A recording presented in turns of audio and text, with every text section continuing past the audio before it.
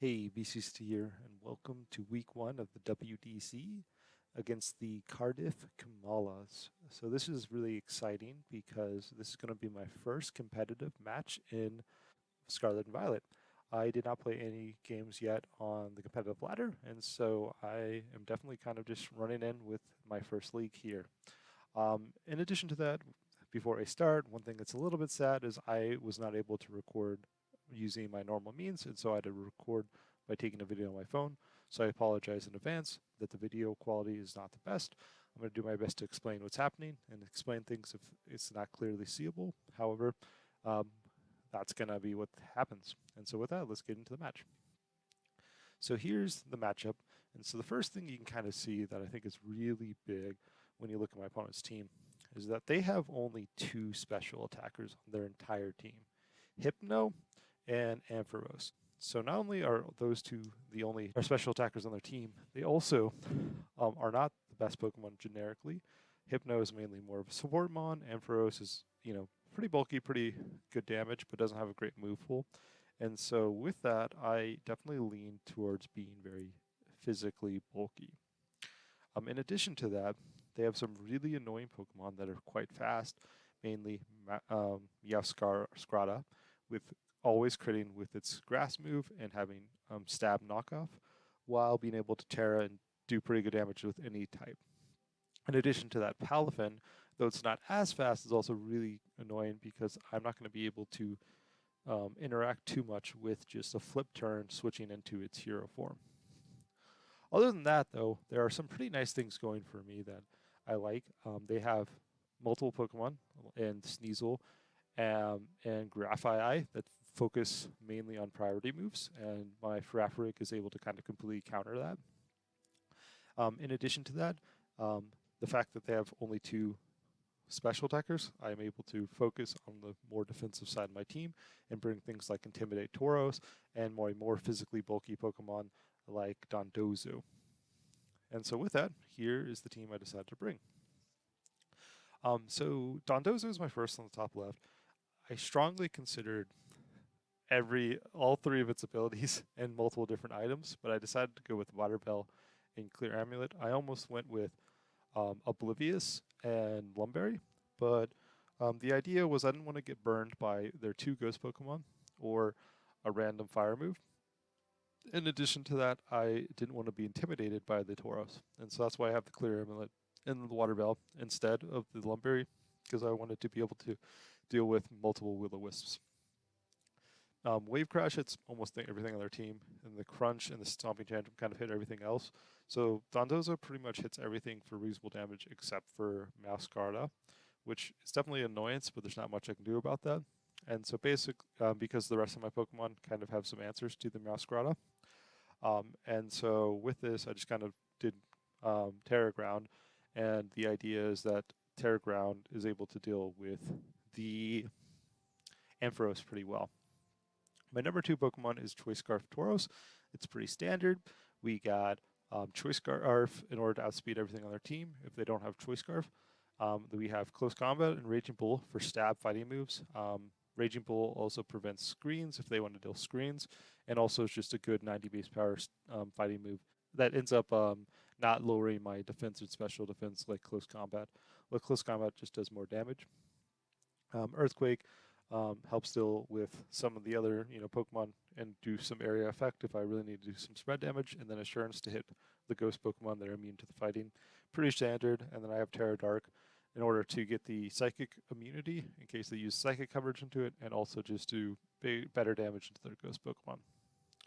Skeledirge, we have Unaware. The Unaware is mainly to deal with possibly of a setup on the Corviknight or a setup on any of their mons. And in addition to that, we just have Terra Fire in order to lose the dark or the ghost weakness and the dark weakness from the Meowscarada and their two ghost Pokemon. They don't have as much water coverage outside of the Palafin specifically. Oh, and another thing about Dondozo going back is Dondozo is really good into Palafin. Palafin cannot really deal with the Dondozo. Going back to Skeledirge, Sapphire gets rid of most of the moves that I'm scared of outside of Palafin. So, but Torch Song hits pretty much everything. Shadow Bolt hits everything else for neutral. Torch Song increases my special attack. I have Slack Off and the Agua Berry for longevity, and my Pokemon is max bulk. I have very little offensive investment, and I just hope that the Torch Song lowering my special or increasing my special attack every turn will increase my attack enough such that I'm able to deal with the lack of offense on the Skeleturge. Next up, we have the Farafrig. Farafrig is really big because it's going to be my only Trick Room setter this week. In addition to that, the Armor Tail is going to dissuade a lot of possible moves from my opponent if they do bring them, even though they might not even bring them at all because they're scared of Armor Tail. I consider doing the bold decision of using a different ability and just hoping they don't use priority moves when Farafrig is out, but I decided to just go with the Armor Tail to be safe. We have Psychic and Dazzling Gleam, Terra Fairy. Terra Fairy helps us deal with the dark and the bug moves that they possibly can use. And then we Trick Room Protect, pretty standard. Next up, we have our Bolova, in which I decided to go with a Harvest Citrus Berry set. So I really wanted to run Citrus Berry specifically. And so I could have used its other ability, but the big concern was I was very concerned with Meowscarada in grassy terrain because that's 70 base power move. That stab that always crits seems way too much damage even into my grass Pokemon. And so I was very concerned with that. And so I decided to go with Harvest so I can recycle the Citrus Berry since I was already using Citrus Berry. So one of the really nice things about a normal Pokemon is Terra Blast is actually a pretty good normal move with an 80 base special normal move, which is Stab with the Arboliva. And so because it's Stab, when I don't Terrorize, it is actually a reasonable decision to click. And then when it does Terrorize, we get Terra Fire, which helps us finish up Pokemon like the Meowscarada and other annoying Pokemon like the Corviknight. And then we just have Giga Grain because I didn't put too much offense investment. I mainly put bulk, and so that helps me get a little bit of chip and a little bit of longevity. And then finally, we have Bellybolt. So Bellybolt is there mainly as a good answer to Palafin and Corviknight, but also it's a pretty good bulky Pokemon with the Electromorphosis. So whenever it gets hit, the electric move is doubled. I chose Thunderbolt this week. We have Slack Off and Leftovers to make it really longevity focus. We have Chilling Water to hit the ground Pokemon. And also just to lower attacks because, like I said, they have a lot of physical attackers. And then Protect just to get some leftover healing. And we went with Terra Water for two main reasons. One, to increase the damage of Chilling Water. And two, because I want this Bellybolt as an answer to Palafin. And Terra Water is a good way to basically guarantee I survive an attack from Palafin. And then I'm able to finish it off with the Electromorphosis boosted Thunderbolt. And so the big idea this week is very bulky Pokemon and taking multiple turns, slowly whittling away on their Pokemon. I have only one Pokemon on my team that is not max defense this week, and that is Tauros, because I need to give it good speed investment to get its Choice Scarf, and everything else is almost max bulk. And so I'm definitely not going to do huge chunks of damage, but hopefully I'll be able to take lots of hits. And in addition, I was able to focus a lot more on the physical defense side rather than just max HP. And so outside of an Ampharos, most of my Pokemon should take multiple hits from even like Life Orb or Choice Banded Pokemon. And so with that, let's get into the matches. And so here we are for game one. And once again, I apologize for the bad video quality. And so what we can see here is that my opponent has basically everything I expected. I was a little bit expecting Tauros, but for the most part, these are a lot of Pokemon I was expecting to see. And so my plan was always to lead Farafrig. And so the big question is, what did I want to lead in the front with it? And I decided to leave Arboliva because they don't have anything that seems to super threaten it. And then I decided to bring Skeleturge in the back just because I wanted an offensive way to deal with their ghost Pokemon. And also, it does reasonably good damage into most of their things.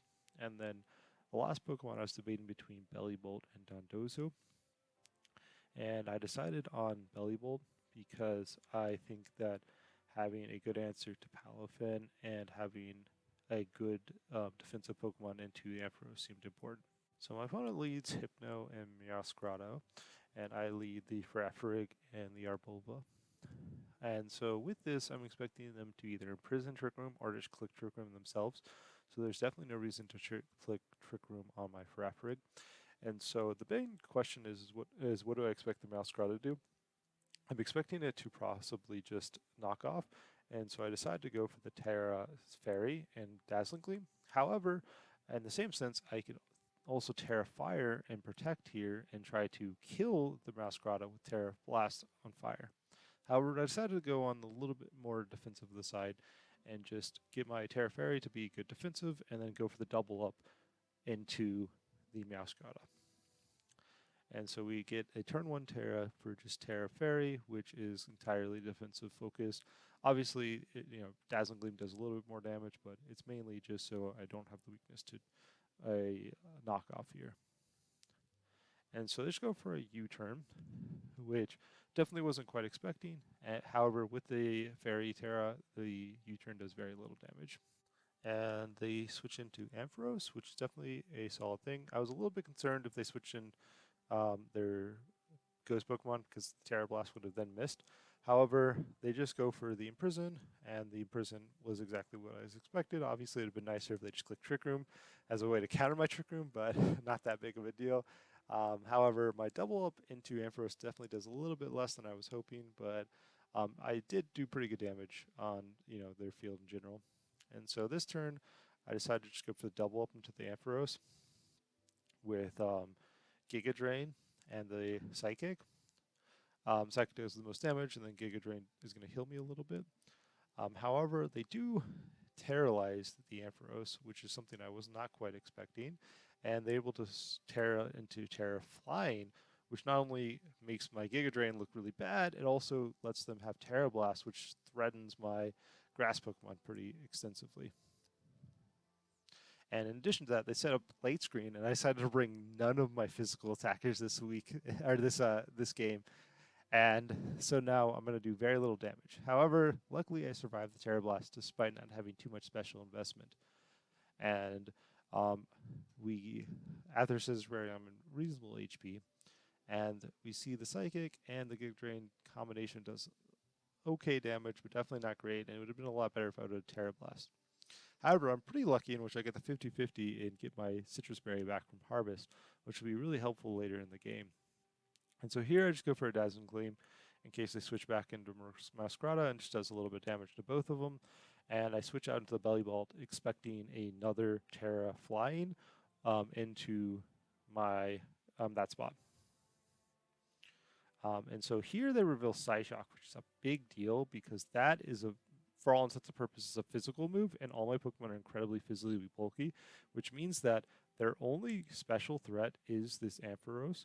And if I can deal with this Ampharos, I feel like the game is completely in an amazing position on my side because all my Pokemon are really good on the physically defensive side. And so the Bellibolt switch in ended up being really good because I took very little damage.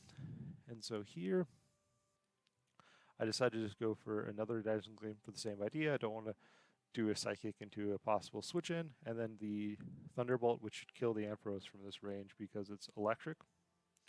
However, instead, they switch out the Ampharos into the Meowscarada, which is this is the reason why I decided to go for the Dazzling Gleam, which should be able to do pretty good damage into it. And as we see, that Psyshock does very little damage into my Farafrig, and the Dazzling Gleam does almost 50% into the Meowscarada, and the Thunderbolt ends up doing really good damage even though it being resisted because I was able to get the Electromorphosis boost. And so now I feel really good because I clicked Dazzling Gleam there. And so here I'm expecting another U-turn for Meowscarada, and I'm debating on whether I want to protect I want to protect one of them and attack the other one to the Meowscarada, hoping to kill the Meowscarada. However, here I decide to protect the Farafrig and Thunderbolt into the Meowscarada.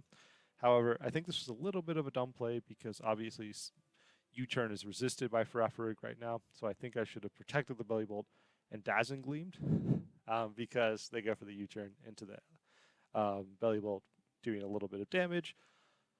However, it does activate my Electromorphosis, so whatever switches in is going to take a very hard Thunderbolt. And they just switch into the Ampharos, which I am very happy about because, like I said, Ampharos is my biggest threat at the moment, and I really wanted to kill it. And so here, the U-turn gave me a super effective double damage Thunderbolt because it activated my Electromorphosis, and Belly Bolt is able to get a clean kill on the Ampharos. And so now I'm in a commanding position. I have 4 Pokemon left, and in addition to that, I get rid of their only special attacker for all intents and purposes because they only have Psyshock on this, and they bring in Palafin. And since Palafin can't do much in this form, it is almost certainly going to have to flip turn out. And so here, I have a very easy way to just kind of guarantee get a kill on Meowscarada by just going with the Dazzling Gleam with the Farafrig. And so I'm debating on Thunderbolting into the same spot in case Palafin does stay in, or just going for a Slack Off to get a little HP on the Belly Bolt. And I decided to just go for the Double Up. Double Up in the end was probably a little bit unnecessary. I guess it could play around something like a crit here, or a a really strong move that killed the Farafrig. However, I think that if they just protected, my turn would have been pretty bad. However, they didn't protect. They went for the flip turn as expected, and they even went for the Psyshock into the Farafrig, not killing it.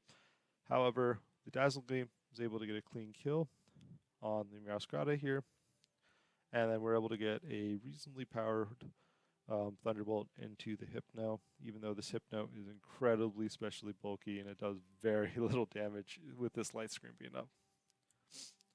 However, it's 4-2 right now, and only one of my Pokemon is pretty low in HP right now.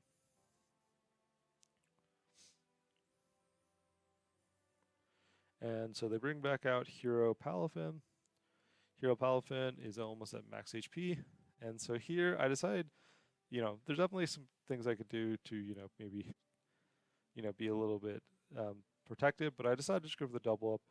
I accept that Farafrig's probably going to die here because I think Belly Bolt should take an attack from Palafin. And because Light Screen went away, I think there's a good chance they might Light Screen. And Belly Bolt does survive a Wave Crash with a Life Orb, which is really crazy. Belly Bolt is a beast here. And after surviving that, and they go for Light Screen as I expected, because the Light Screen went down the previous turn, we're able to get a Psychic into the Palafin, doing enough damage in which Thunderbolt should be able to get an easy clean KO. And with this, now we're at a 4v1 in an amazing position. And then we even get a life orb or life leftover boost to get a little bit of HP. So here we just go for the Dazzling Gleam because it's not resisted. The optimal move here would be to slack off with Belly Bolt or protect with Belly Bolt. However, I don't want to reveal any more information. I don't really care too much about the 4-0. And even despite that, Belly Bolt is able to take that Psyshock like a champ. And so we're able to get the Terra Dazzle Gleam into it and the double damage Thunderbolt. We just missed out on the KO. So here we definitely have won this. We just need to do attack with both. I could technically protect to switch out the Belly Bolt to try to get the 4-0. I'm not going to do that. I'm just going to attack with both to make sure to get an easy win here. But with that, I'm pretty happy with a pretty convincing win. And the big idea is just to figure out how to adjust for game 2. So with that, let's go to game 2. So here we are for game 2. So one thing I really want for game 2 is to bring at least one of my physical attackers, because I want to deal with the possibility of Light Screen from Hypno again. In addition to that, I think that they're more likely to lead a little bit more offensive of a lead, and so I want to figure a way to counter that. And so I think the best way to deal with a offensive lead is to bring Tauros, because most of their offensive leads are going to involve Meowscarada, which I can kill in one hit and get the Intimidate on the non-grass moves. or Palafin, or maybe even the Hell mode. I mean, not the Hell mode, the Sand mode, and both of those are physical attackers. And so Tauros seems really good. And so the question is, what else do I want as my lead? I can see an argument for Dondozo, Bellybolt, um, the Olives. I decided I think that Skelders doesn't seem like the most relevant Pokemon here, and so I decide to go with the Olives in the back, or as my second lead, and then Dondozo in the back and Bellybolt. So the big question is whether or not I'm okay with not having Trick Room on my team, and I just realized I just won pretty convincingly. I almost got a 4-0 without Trick Room, so why not do it again? And with that, we go into game 2. Yeah. So they end up leading Hypno and Palafin, which is a little bit less offensive than I was expecting. Um, However, we were able to get an Intimidate off into the Palafin. The Intimidate doesn't work on Hypno. However, Hypno's attack is technically special, so it doesn't really matter. And so the big question is whether I want to close combat or Raging Bull.